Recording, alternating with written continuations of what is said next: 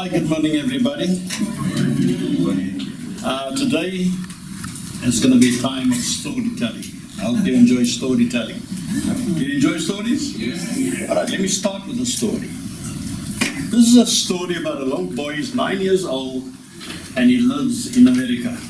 You know, everything happens in America. I don't know why. The stories, if you read the stories, it's always about something happening in America. But let's say he's a 9-year-old boy from Tennessee in the far south. The boy's hanging around because weekends, mom and dad disappears. Then this 9-year-old boy must look after his 4-year-old brother. Because both mom and dad, this is actually a true story, both mom and dad are alcoholics. Weekends, they have party time. He doesn't see them at all from Friday, and he only sees them when they come back on Sunday evenings. So the pastor comes around on a Saturday. They call them the bus pastors in the south. In the deep south, they're bus pastors. They come around and see who are people that they can invite and tell them about Jesus. And he saw this little boy as he walks down this very poor area in Tennessee, somewhere in a small rural town. He sees this little boy, he goes to the boy, and he says, Hi, Bobby. How are you? Well, he discovered his name was Bobby, and they started chatting. Bobby, where's mom and dad? He tells him the story, mom and dad is not there. He keeps on telling. He said, have you ever heard about the greatest love story ever been told? Greatest love story? Because Bobby has never experienced love in his life. Mom has cuddled him now and then in between the binges of drinking and soberness, and so that's his only experience of love. He says, no. And he says, this is about a man. Well, this is even stranger to Bobby because the only love he experiences is from mom. Because dad is always absent in a world of his own. And he shared the story of what Jesus did for mankind. And he asked him, Bobby, how would you like to have a relationship with this man? Bobby said, yep, definitely, no problem. And he prayed with him, and Bobby accepted Christ at the age of 9. So he said, Bobby, I got a problem because your mom and dad is not here, but I would like to invite you to church. Church? What is that? Oh, that's the place where people get together. But that's tomorrow. Would you like to come? Oh, sure. I would definitely like to come, and I'd like to meet this guy that I've accepted in my life. You know, the language of youngsters. 9 years old. The next morning he gets there, Bobby's still in bed. And his brother, they're sleeping.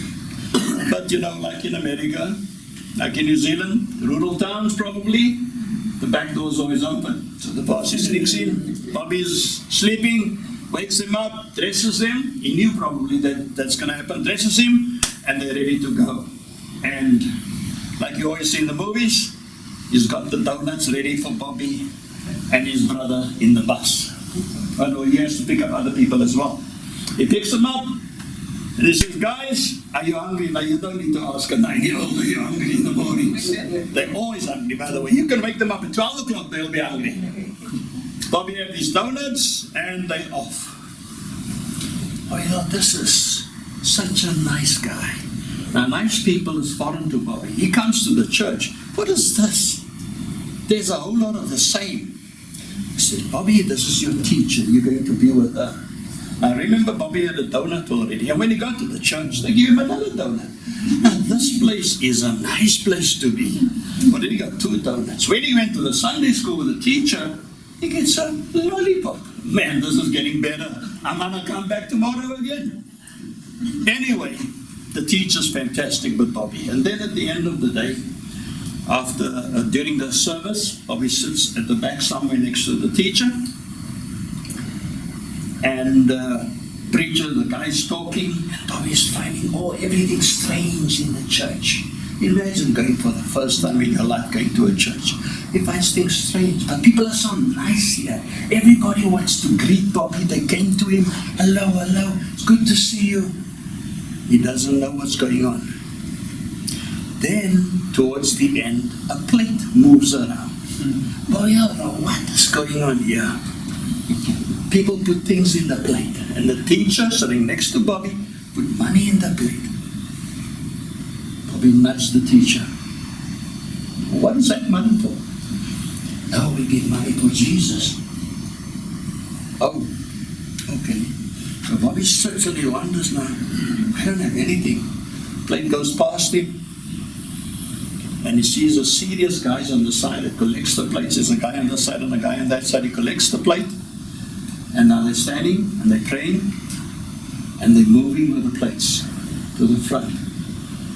And Bobby got this idea. Man, I feel bad. I don't have anything to give Jesus. He's given me 2 donuts, a lollipop. And the teacher said, after church we have another donut. I don't have anything to give you. And then an idea came in his mind. And he stepped up. They said this happened truly.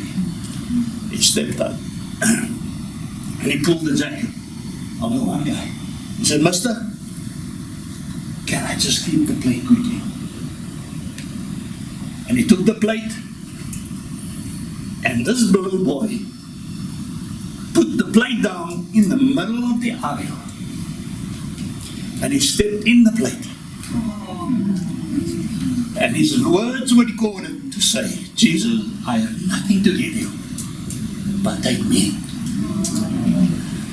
They say the story went viral at the time. Well, that happened many years ago. It went viral at the time. But it shows the understanding of the 9-year-old that Jesus has done everything for him. And the mistake that we sometimes do, we tend to think we owe Jesus something. Now remember, in a 9-year-old's mind, when you get something, you also give something. But we receive so much life. And so I'm going to talk about some of the aspects. So you're going to hear lots of stories, okay? So enjoy the stories. But that story is a story I would never forget. Because it talks about a 9-year-old boy that understood one thing. That Jesus saved you for a purpose. What is that purpose? Because when he came down, he saved us. Question now is, what do we do with what we got? Do we keep it? Or do we step out in faith? This man, Jimmy Elliot, who the book is about. Jimmy Elliot was also a real man, by the way. He died at the age of 27. I think I shared the story a short while ago. Jimmy Elliot died at the age of 27. And remember I told you, the last thing that was written in this book, the last thing that was written in his diary, he is no fool who gives what he cannot keep to gain what he cannot lose. Died at the age of 27. He knew the possibility was there that he's going to die. But you see, Jim, like the little boy, stepped out in faith. C.T. Studd, I don't know if you've heard of C.T. Studd, he was a missionary. C.T. Studd was sent out. By the way, you can check up C.T. Studd if you want to. You'll find C.T. Studd was part of what they call the Cambridge 7. You may have heard of the Cambridge 7. Those are 7 guys, 6 from Cambridge and another guy from a college, but they were 7 altogether that were sent out under Hudson Taylor, the founder of the organization. I was involved in IMF. When he went to China, he developed typhoid fever and they were sent back. But the burden was, Jesus saved me for a purpose. I could not sit in England. And he went to China. And after China, eventually, he found his calling in Africa. And he started an organization that we probably have heard of, WEC. Worldwide Evangelization Crusade. He started that. It is huge today. Why is it big? Because he was obedient to God's call on his life. I can continue the story. I'll give you a simple one. You can check it up yourself. I'm not going to tell you that now. In the book of Acts, there's 5 occasions in the book of Acts chapter 9. There's 5 occasions of people stepping up. 5 occasions. It started with Paul. Remember? Paul was on the way to Damascus in chapter 9. That's not our scripture verse, by the way, for the day. This is still part of the story, so enjoy the stories. You're going to get there. We start like that. Paul is on his journey to Damascus, but what was his purpose? To get rid of the Christians. And then while he was sleeping, God appeared to him And he said, who's there? And he said, it is I, Jesus, who you are persecuting. And then what was Jesus' words, God's words? Why are you persecuting me? Now the people with Paul heard the voice, but they could not see where it was coming from. Now you can imagine, I don't know about you, but if you hear a voice and you don't see anybody, it's an interesting feeling, to say the least. You know, it's like people say, I'm not fearful of things, of ghosts and things like that. But you take a walk in a graveyard at 12 o'clock at night, it's an interesting feeling, because you keep on feeling like there's something behind you. It's just human nature. It's human nature. So Paul was the first guy. Paul then became Saul, but let's stay with Paul. Then Paul went further to Damascus, and there was a guy, Ananias. He had to get out of his comfort zone because he heard about Paul. Bad guy. Remember, he was not Paul then, he was called Saul. He heard about Saul and he said, "Gee, God, I can't. This man is a bad guy." God said, "You go and lay your hands on him," because Saul was blind. And the scales fell off. Obedience to God.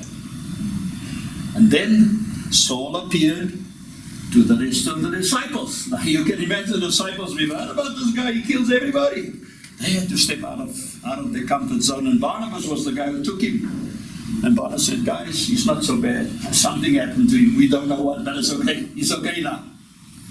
They had to step out of their comfort zone. And then Dorcas. Remember? Dorcas, the lady who stepped out of her comfort zone by feeding the poor, by caring for the poor who died. And then Peter stepped up, the fifth one, by going to pray for her. By praying for somebody who died already, and she arose from the dead. In one chapter alone, in chapter 9 of Acts, you find so many stories of people stepping up because of God's purposes to be fulfilled. They realized they were saved for a purpose. God gave them a purpose. It's clear.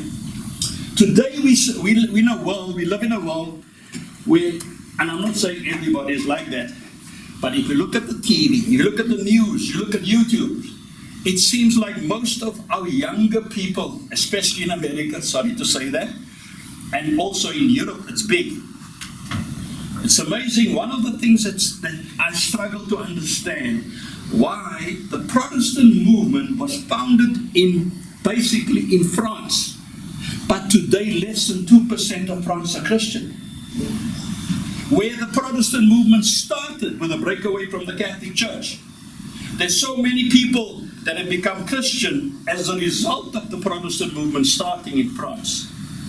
Today, France is struggling to develop a morality, to guide them, to propel them forward. And the things that happen in countries when you lose sight of God's purposes, then you find morality goes by the way. And countries are struggling. Right now, Europe is in a mess. Europe is struggling to find direction. Sweden suddenly has reversed all of its immigration laws. Poland said straight from the beginning, no ways. Poland at least had a sense of integrity with regard to the fact that we are a Christian nation. They may not be perfect, but they kept their eyes on what God has put in place. And it worked for them. Germany is the same. Germany just demolished a mosque, a massive mosque, 2 months ago. And so things are happening. I'm not saying every Muslim is bad. What I'm saying is the challenges are we need to keep our eyes on Christ and not on satisfying the need of every human desire. That is the challenge that we have. So in the West, the average person goes with the flow. My friend says, from the river to the sea.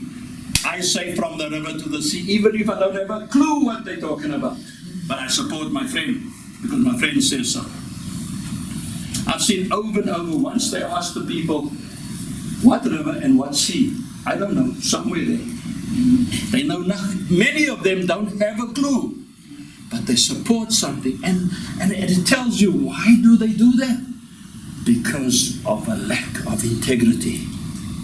Your foundation needs to be solid on which you base it. That boy, 9-year-old, his foundation was secured. He met Jesus the day before.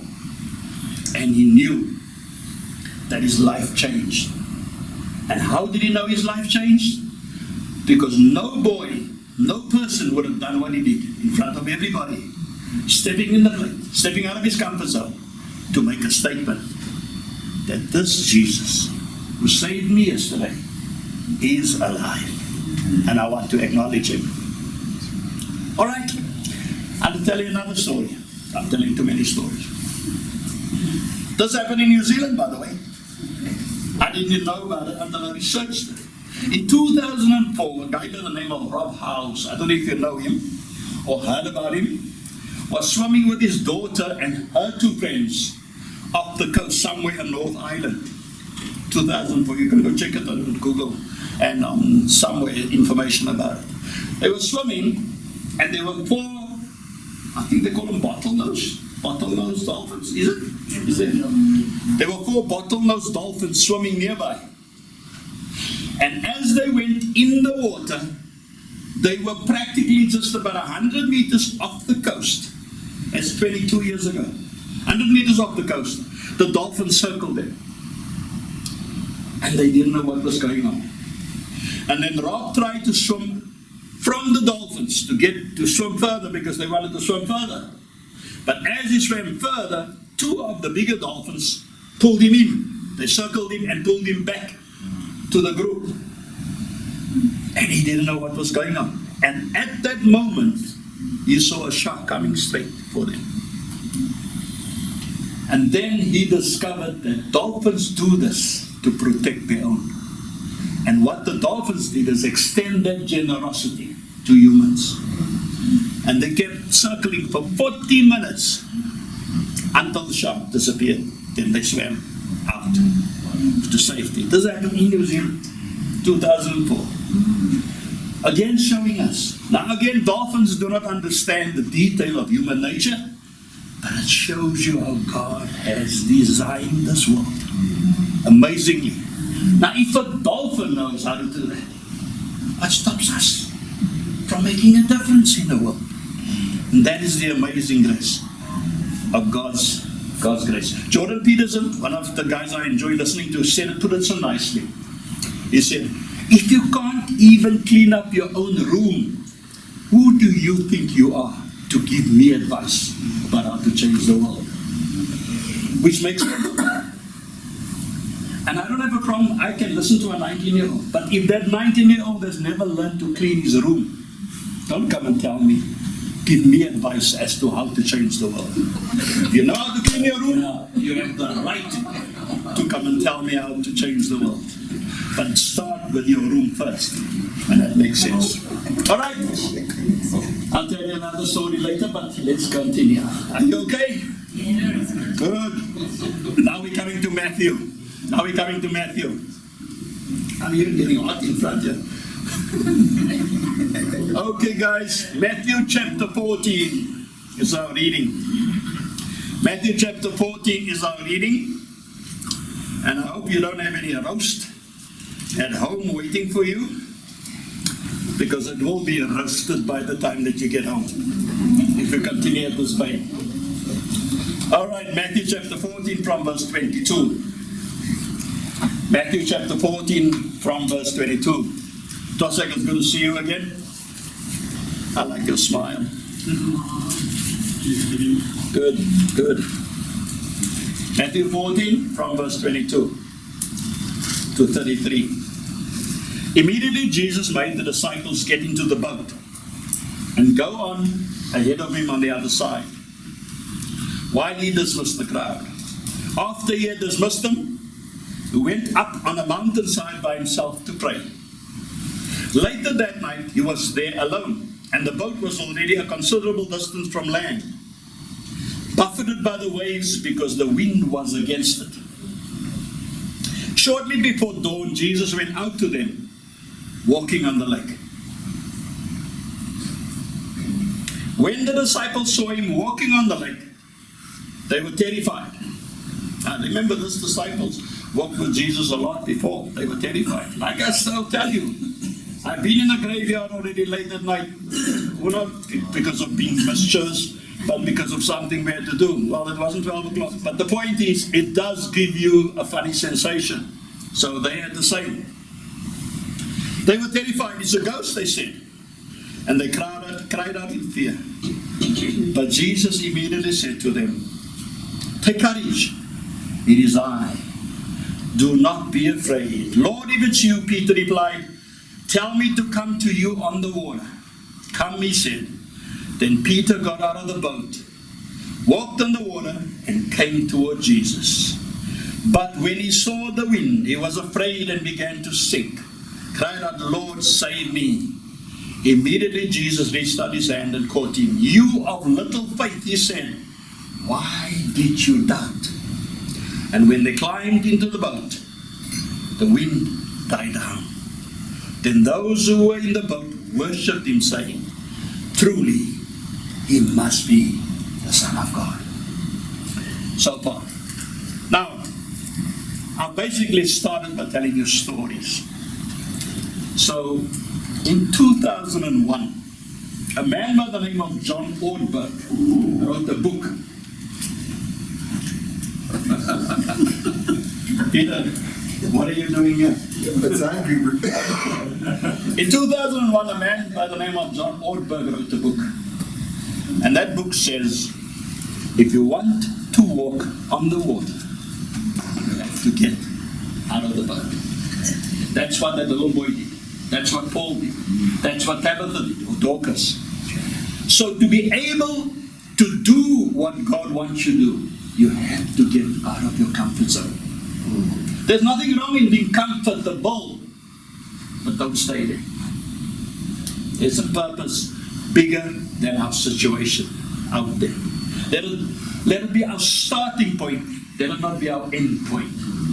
Okay? Let it not be our end point. It's nothing wrong in having a good job. The problem, however, is, look, I've been teaching for many years before, and I did adult education as well. And I find it interesting whenever you talk about some of this kind of topics, or some of them like to ask you questions like, what do you think is a good job to do? And I always find it interesting, the ones when I mark the scripts, the ones that I realize, now you're probably going to be, you're probably never going to go to university just based on what I've marked. Those are the ones that want to be doctors. And the bright ones again want to be carpenters. It doesn't make sense. But that's human nature. You know, and there's nothing wrong with that. I once had a girl, because I used to do the assessments at when I was with adult education. She was working at a pharmacy. She told me she's an avid reader. She left school in standard 4, which is in New Zealand as well, called year 6. But she left school because of circumstances, family, she was the eldest, etc. So I assessed her. And she wrote a brilliant piece. I have to assess her and decide where we can place her. It's up to me to decide I can place her. Now, you all know what is standard 4, which is only year 6. And I decided based on her results, I placed her right into the matric class. I said, I'm gonna take a chance with her. I said, you have the ability. I sat down, I can't remember, Patricia or something like that's her name. I said, you have the ability to be successful based on what you've written. It's not only the way you wrote it, but it's the content. Your insight tells me you know more than a normal year 6 child. Because she's now in the 40s already, or 30, late 30s, something, I can't remember the detail. Amazingly, she passed everything in 1 year. She went from a year 6 child to a final year student, which is the NCE3, currently the NCE3 here in New Zealand, which they now changed, I don't know what they call it now. And she passed it. Now we have cases like that.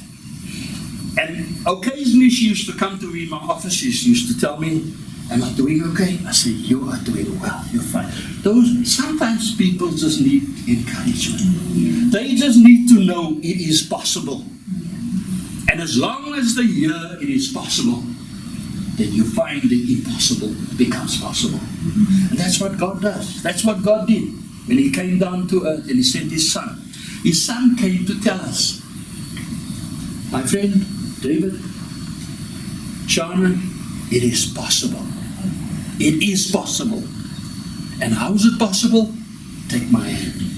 I will lead you. I will make the impossible possible. And I can tell you something. The journey is challenging, but it's worth it. We can share many stories, but then we're never going to get to your roast at all about how possible that is.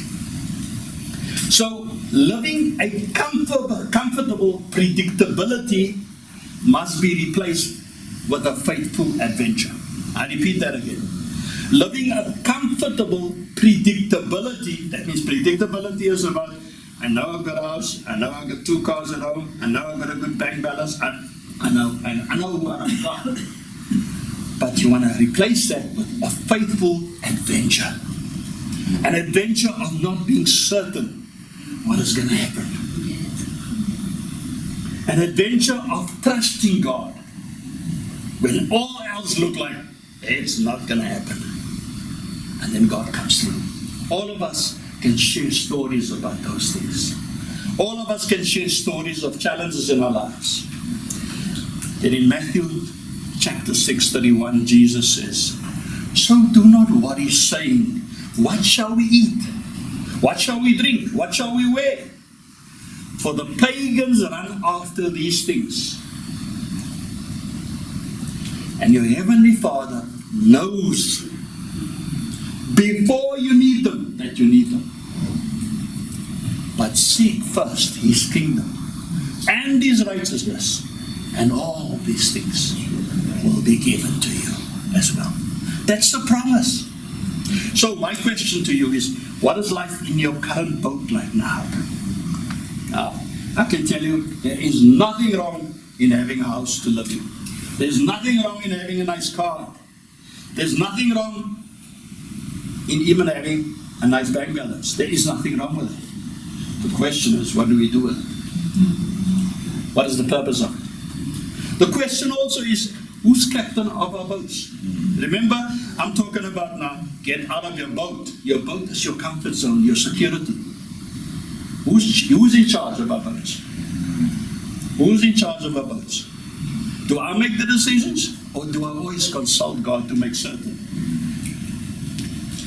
Do we always consult God for certain? I know there's one thing we can't always consult God with regard to one thing.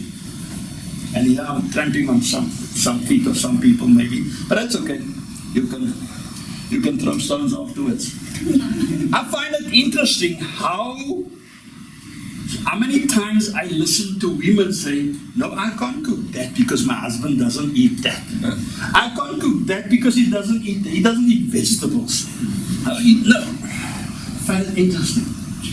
I grew up in a time, you eat it, or you go hungry. Tough life, my friend. That's life. Today the kids have, what would you like to have? And I tell myself, what you would like to have is nothing. End of story. No, today they have a choice. We didn't have a choice. You don't want carrots? Okay. Then you know what you get. Then you know what you get. But it's interesting how life has changed.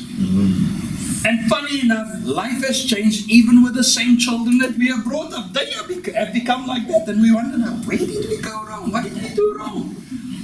It is just the demands of life is different. The demands of life is different. Just one question I'd like to add to what is happening in your boat is your boat a safe refuge for other people? Because that's what it's all about. If your house is only for you, for me, then I think we must sing the boat. Our house should be a refuge for people, a comfort zone for people, a safe space where people want to come and drink a cup of coffee and just have fun and hang out with you and just enjoy fellowship. Koinonia. Then look, another story. Oh, I'm telling too many stories. Luke chapter 18 says the following. It says, Jesus told this parable. Two men went up to the temple to pray, one a Pharisee and the other a tax collector. The Pharisee stood by himself and prayed, God, I thank you that I'm not like other people, like robbers, evildoers, adulterers, or even like this tax collector standing next to me. I fast twice a week and I give a tenth of everything I got. Don't you think I'm a good guy, God? But the tax collector stood back at a distance. He would not even look up, but he beat his breast and said, God, please have mercy on me. And then God said, who do you think has the right to go to heaven? Definitely not the Pharisee, because the Pharisee is self-righteous. But the tax collector realized his dependency on God. He realized he could not do it on his own. So let's look at the invitation. Jesus says, now listen carefully, just try to picture this. I tried to find a picture, I couldn't find one. Here's the boat, here's the water, there's Jesus. The target is to get to Jesus. But to get to Jesus, you must walk on the water. The question is, how are you going to get to Jesus? You can walk on the water on only one condition: by faith, and never lose your focus. That is your target. Because the moment that you look at the challenges, my bank balance is too low. If you look at my heartbeat is not right. Whatever you want to think about, of the color my hair is not right, whatever you want to think about as your problem, if you've looked at the problem, you're going to sink. But if you look at who's inviting, if you look at what you can achieve through this invitation for Him, not for ourselves. Now let me be honest with you, I'll be very honest with you. There was many times in the past, and it still happens occasionally when I have to remind myself, that many times, one of the things that is very difficult, a lot of guys that's good at preaching, they enjoy being told, that was a good sermon that you gave. You see, if you tell people it's a good sermon, there's nothing wrong in that. But the purpose must not be that it be a good sermon. The purpose must be, God has used me for His purposes. That is, if God has gifted you, use your gift to be a blessing. But don't be a blessed nuisance by being the main guy, because that's not the issue. You get the point that I'm making? The point that I'm making is not how good am I delivering what God has given me, is do you understand God's purposes in the message? And that is the invitation of God. The invitation, it must never be about the speaker. It must be about the message itself. The messenger is only a messenger. The purpose is God glorified ultimately.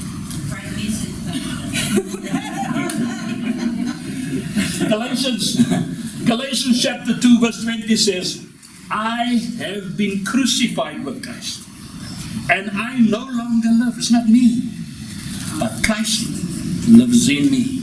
The life I now live in the body, I live by faith in the Son of God, who loved me and gave Himself for me. Amen.